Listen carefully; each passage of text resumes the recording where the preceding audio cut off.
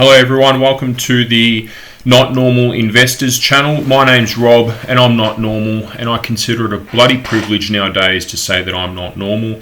I do not follow the crowd. I think for myself, I think critically, because I realise that if I don't, it'll have severe implications on my health and my wealth. I want to throw a question at you guys and girls. What if I was to come up to you and say, I want 10% of your income now? How would you react? You'd probably ask, what are you going to do with it? What's the catch? Is there a contract? Is there going to be, am I going to make interest on the money that I loan to you, etc.? To be honest, a lot of people would probably tell me to get fucked. 9 times out of 10, I'd actually probably say more. I'd say most of the time, probably 99 times out of 100, when I ask people about their super fund and where it's invested and what their money is doing, they have no idea. In fact, in a lot of instances, when I ask people what's going on with their super funds and what super fund they're with, in fact, they can't even tell me what super fund they're with. They just leave it to the side. Now, when you think about that, that's 10% of your income. Well, it's actually 11.5%, but just to keep it simple, let's say it's 10%. All of that time that you're working, let's say for instance you work a 40 hours a week. No one works 40 hours a week nowadays with the cost of living and all that sort of thing. They're working a lot more, but let's say hypothetically a 40-hour week. So that's 4 hours a week that you're working for free, essentially. So that's over 200 hours a year. So when you work that out in days, you're actually losing days of work by not knowing what's happening with your super. And a lot of people say to me, I've heard recently, my super's gone up and down and all that sort of thing. Well, you need to look into it, long story short. I looked into mine and I set up what's called a self-managed super fund probably about 4 or 5 years ago. It was the best thing I ever did. And I've also helped a lot of friends do it. And they have zero regrets because they've also seen the benefits of setting up a self-managed super fund. With a self-managed super fund, it's basically the money that you're making. So that 10% of income that you don't know where it's going, you actually have control of. So you can actually do what you want with it. So you can invest in things that you know will go up in value with inflation, considering the money printing that I explained on the previous video. When I looked into what my super fund was invested into, I was absolutely shocked. So I'm in the building game.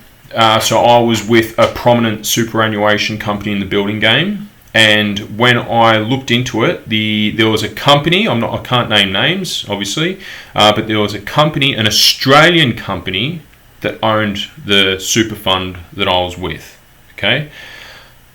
But that Australian company had international investment managers. And not only that, I realized, when I looked into it, over 97% of its assets were essentially international equities. So not even invested into Australia's resources, property and infrastructure. And then I looked into it further, and there was a lot of projects that didn't align with what I thought was actually going to keep up with inflation or rise in value. So you really need to look into it, because I'm telling you now, and look, again, I'm going to say this on every video, this isn't financial advice. Funds are essentially owned by businesses, and those businesses want to make money for themselves. Do they want to make money for you? Well, they sort of have to make money for you, because otherwise people will realize and there'll be a bit of a riot. But how much money are they making for you? And how much could you potentially make for yourself? You need to realize the difference and work out the difference. That's something extremely important. Another thing, guys, that's really important is when you're able to access your super. So if you look back to 1960, you could access your super at 55. Now it's 65. What's it going to be? Are we going to then be able to access our super at 75? You see, when you think about it, super itself is it's flawed. It's dramatically flawed, because when you get to that sort of age, 55, 65, who knows, 75 one day, what's your health going to be like? What's your mental health going to be like? How impaired is your physical health going to be? Are you really going to utilize your, all that hard work that you've done at that particular age? Will you be able to walk? Will you be able to run? Will you be able to explore?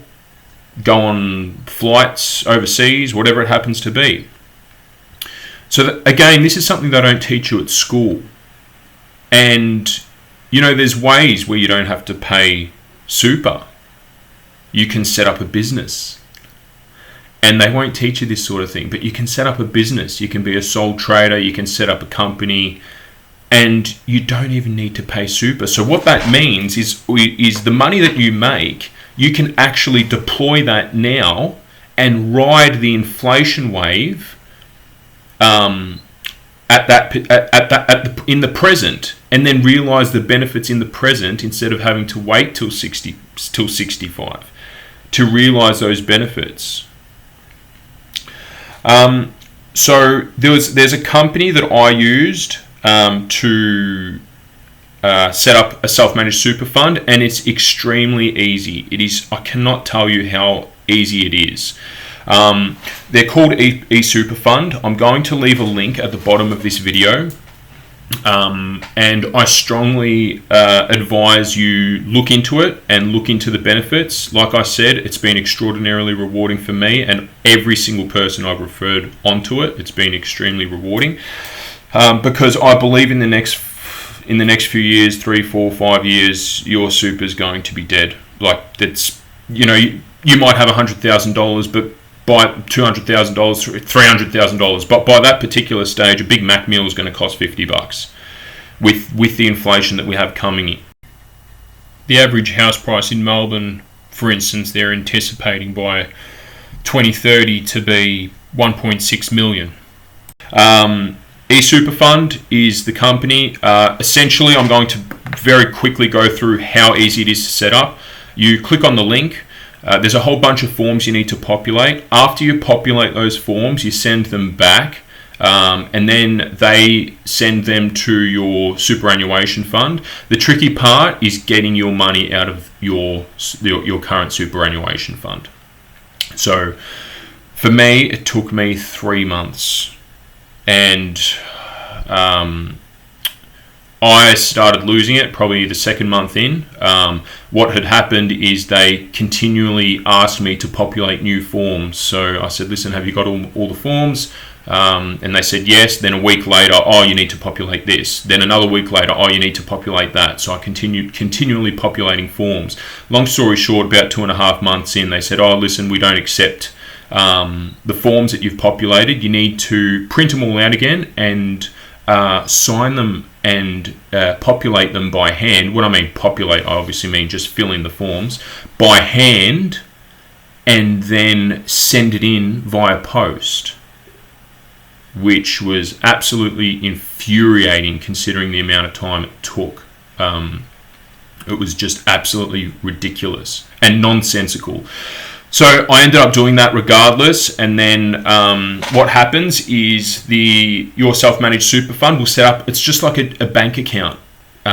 So you'll have a bank account. So you sign in with a BSB number, account number, and essentially all the money from your superannuation fund gets transferred into your self-managed super fund account, and then you can do what you want with it. Now there are limitations, but it is very flexible. There's a lot of flexibility with regards to what you can buy. So you can buy gold, you can buy silver, you can even buy property. So you can fill out an application, say, listen, I want this property, it's worth this much, this is going to be the rent, this is going to be my down payment, is it possible? Enter, and they'll tell you yes or no. If it's a yes, then they'll proceed with that transaction, and you have total and utter control of your money, rightly so.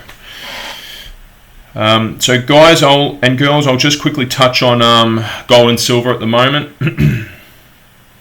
So we've got gold at $5,208, so that's gone up as expected. That'll continue to go up. It actually got close to $5,260, which was good. But yeah, it's still, that's going to obviously continue going up with the amount of money that's being printed, and people are starting to realize that too. If we look at cryptocurrency, we have Bitcoin at 132,000 and Ethereum. Like I said, these are the two coins that I mostly focus on. Ethereum, which is dragging its feet at the moment, to be honest, which is at $2,476. So that's dragging its feet, unfortunately, but I'm hoping that'll pick back up pretty soon, probably in the next, maybe next 6 to 18 months, when these interest rates start to drop and there's more stimulus that pumps into the system. I'm hoping there's a bit of a boom there, and then I'll probably be selling that off to buy other sorts of assets. Real estate. So again, guys, they're talking about lowering interest rates next month. So this is obviously in Australia, and they're talking potentially not even being 25 basis points. It could potentially be 50 basis points.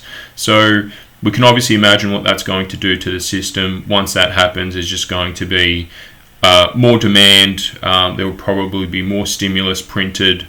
And I've also noticed that the government's putting all these incentives out, bigger first homeowners grants proposed, and all this sort of thing. So I believe real estate will just continue to go up. And then obviously in terms of house prices increasing, there's this help to buy scheme that the government's introduced in 2024. Which I call the Steal Your Home scheme, is probably the better way to word it. So what happens is essentially the government purchases an equity in the property for first home buyers between 30 and 40%, depending on if it's an existing dwelling or a new dwelling. So all the price caps have actually increased in 2025. So in New South Wales. The price cap was 950,000. Now it's 1.3 million. And in Victoria, it was 850,000.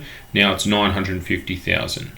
In Queensland, it was only 700,000. Now in 2025, the cap has increased to $1 million. So even the government's obviously forecasting these dramatic price increases in property. Thank you everyone for listening. If you have any questions or any subjects or topics you'd like me to discuss in the future, please let me know. If you have any questions about what I've discussed, feel free to write a message or a comment. And if you can please like and subscribe so people get this message. The more people who have control of their money, the better it'll be. Because like I said, the superannuation funds, they're big businesses. And obviously, the more control you have over your money, the more likely you are to be financially free. And that gives you a whole series of choices in life. So if someone tells you to do a certain thing, you can tell them to get effed. If we go back a few years ago, we'll look at the old jibby jabby roo. A lot of people didn't want to do that, but they felt obligated to because they were indebted. So it's very important. It's very important to realize what money is and take control of your money so that in future instances, you'll have the option. Probably just one last thing worth noting is the fact that obviously these self-managed super funds at the moment, anyone can apply for these. But I've heard from several resources that they're going to make it more difficult, again, because they don't want you to be in control of your money. There's probably going to be some courses you have to fill out and complete, which will probably brainwash you into investing in the wrong things. So it's important to keep that in mind. There's a limited time to get this self-managed super fund all sorted. Thanks again all for listening, and again, please like and subscribe. Enjoy your Easter break. Please share, like and subscribe. It's free and we need to wake people up.